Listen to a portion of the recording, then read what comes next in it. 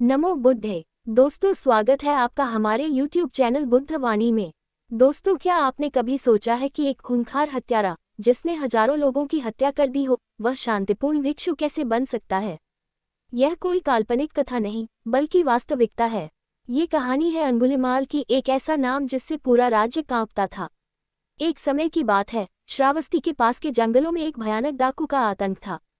उसका नाम था अंगुलिमाल। वह राहगीरों को मारकर उनकी उंगलियां काट लेता और उन्हें माला में पिरोकर पहनता था। इसी कारण लोग उसे अंगुलिमाल कहते थे। जब गौतम बुद्ध को इस हत्यारे के बारे में पता चला, तो उन्होंने बिना किसी डर के जंगल की ओर कदम बढ़ाए। गांव वालों ने उन्हें रोका, बुद्ध मत जाए, वह निर्दयी हत्यारा आपको भी मार देगा। लेकिन बुद्ध ने केवल मुस्कुराते हुए कहा, डरने की कोई बात नहीं। और वे आगे बढ़ गए। अंगुलिमाल ने दूर से देखा, एक संत धीरे धीरे उसी की ओर चले आ रहे हैं। वह गर्जा, रुक जाओ, और पूरी ताकत से बुद्ध की ओर भागा। लेकिन एक चमत्कार हुआ, वह कितना भी दौड़ा, बुद्ध वहीं खड़े रहे। उसे लगा कि बुद्ध कोई सिद्ध पुरुष है। पूरी ताकत से दौड़ रहा हूँ, लेकिन तुम तो बिल्कुल नहीं चल रहे। फिर भी मैं तुम्हें पकड़ क्यों नहीं पा रहा?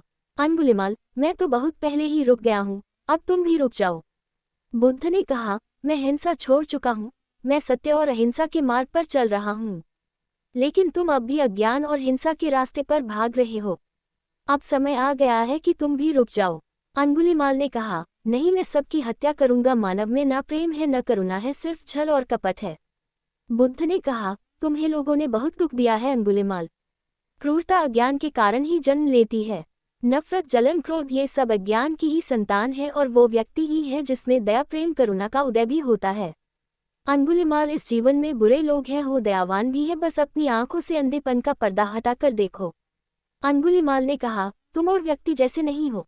बुद्ध मुस्कुरा के बोले, मैं हर व्यक्ति जैसा ही हूँ, बस जागृत हूँ, ये सिद्ध कर रहा हूँ। अंगुलिमाल ने कहा, क्या मैं भी दया और करुणा के रास्ते पर चल सकता हूँ? बुद्ध ने कहा, हाँ, यदि तुम हिंसा का मार्ग छोड़ा तो मैं तुम्हें मार्ग दिखाऊंगा, पर पहला कदम तुम्हें ही उठाना होगा।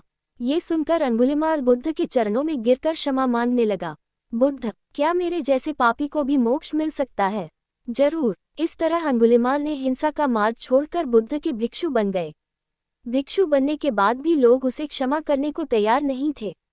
वे उसे पत्थर मारते, लेकिन अंगुलिमाल ने कभी पलटकर विरोध नहीं किया। धीरे धीरे उसके धैर्य और प्रेम ने सबका मन जीत लिया।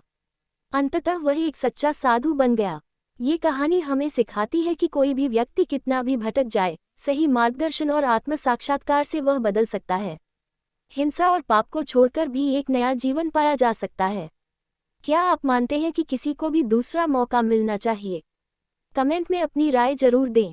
अगर आपको ये कहानी पसंद आए हो तो लाइक करें और चैनल को सब्सक्राइब करें। नमो बुद्धे।